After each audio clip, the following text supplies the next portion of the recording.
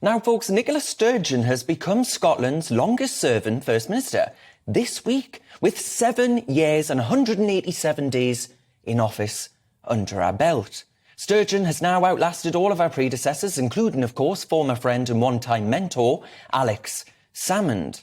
So, to discuss her legacy, joining me is the former Tory MSP, Brian Monteith, former SNP councillor for Glasgow City Austin Sheridan, and the Conservative MSP for South Scotland, Craig Hoy.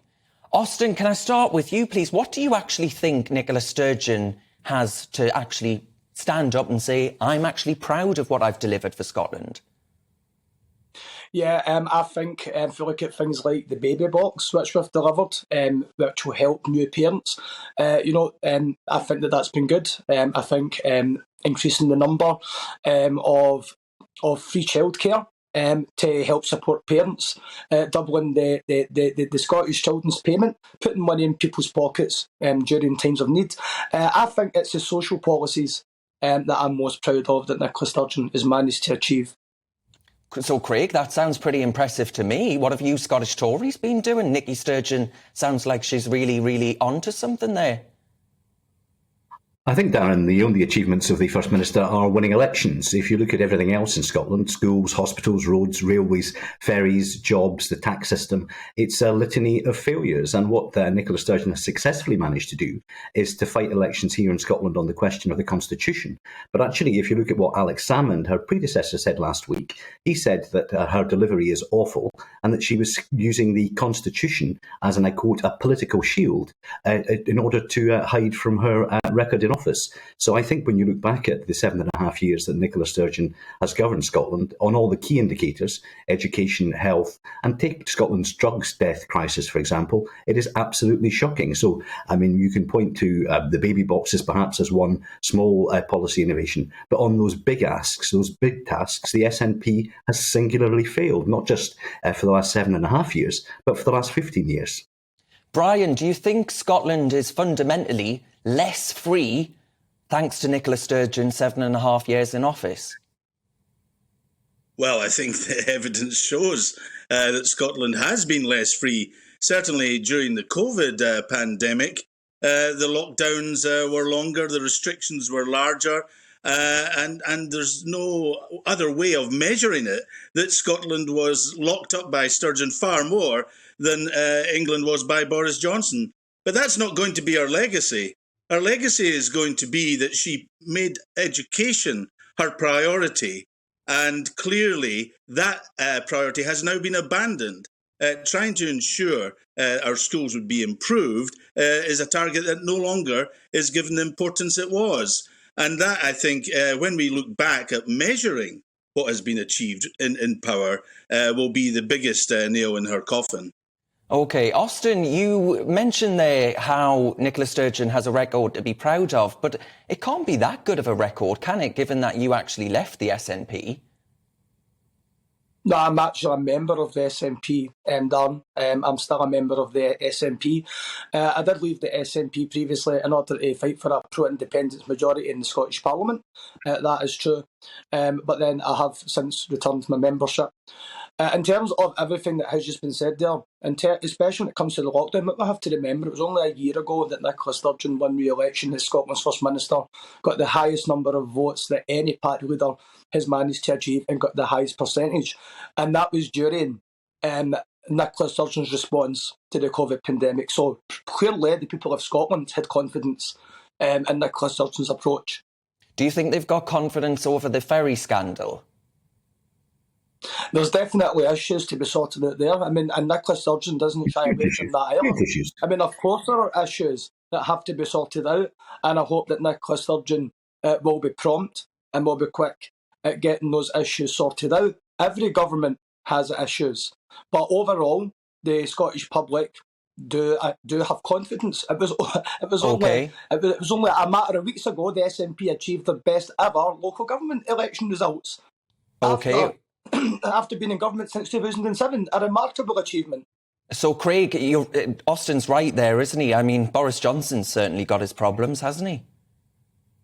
I think if you look at the situation here in Scotland, I mean, look at Nicola Sturgeon. She's been in office for 7.5 years, and you cannot point to a single major achievement. Only 3 weeks ago, they nationalised the railways here in Scotland, and the first thing that happened after that is a third of services were slashed. In fact, my local station near me here in Dunbar, there is not a single ScotRail service now from that station. It's almost as if everything Nicola Sturgeon touches turns to dust. And I think Brian was absolutely right in relation to the COVID crisis. If you look at what the UK government managed to do, we managed to get the vaccine programme developed and rolled out in all 4 constituent parts of the UK. Meanwhile, Nicola Sturgeon would have had us behind the queue in Europe waiting for the European vaccine.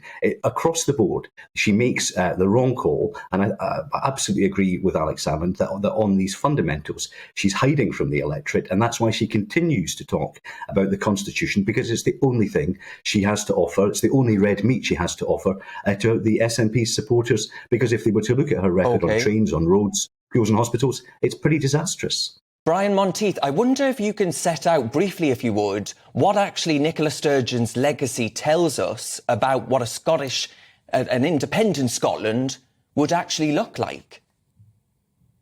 Well, actually, it's very difficult to know, other than the record of disaster that Craig mentioned earlier, what it would bring. I'm coming to the conclusion that Nicola Sturgeon's really not interested in independence.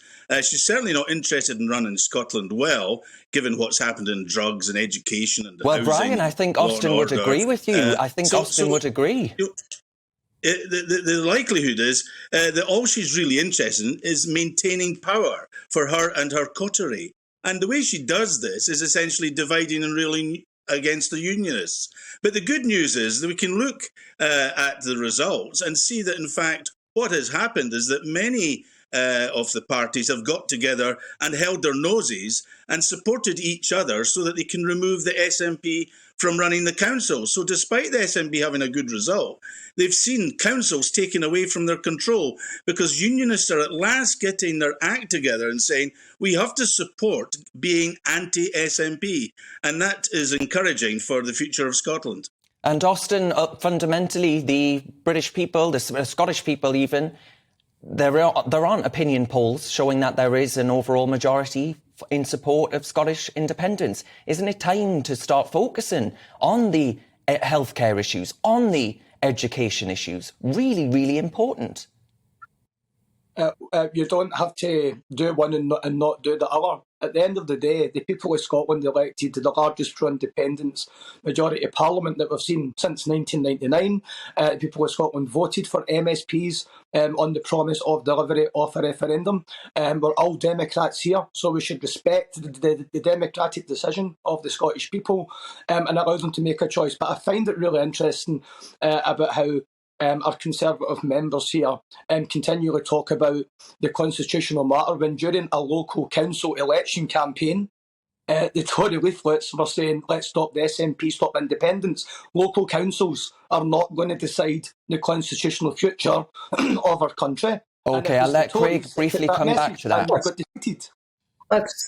That's frankly bizarre. I mean, Nicola Sturgeon was going up and down the breadth of Scotland in a bus that had Boris Johnson on the side of it in the local council elections. She clearly wanted to fight the recent local elections here in Scotland on anything other than the SNP's record in local government. The streets of Glasgow are absolutely filthy. There's record council tax around the country. They have hollowed out councils across Scotland, and they're about to embark on a national care service that is a huge power grab on Scotland's councils. Nicola Sturgeon cannot fight any election on the record of her party in relation to major and fundamental public policy and public services because she's failed. And that's why she, and not us, continually retreats to the issue of the Constitution, because the only way she remains in office is by dividing Scotland, by pouring salt into wounds, and by keeping that independence dream alive, despite the fact that an opinion poll last week said that only 35% of Scots want another independence referendum next year. But that's something she's spending a huge amount of time and a lot of taxpayers' money in planning for.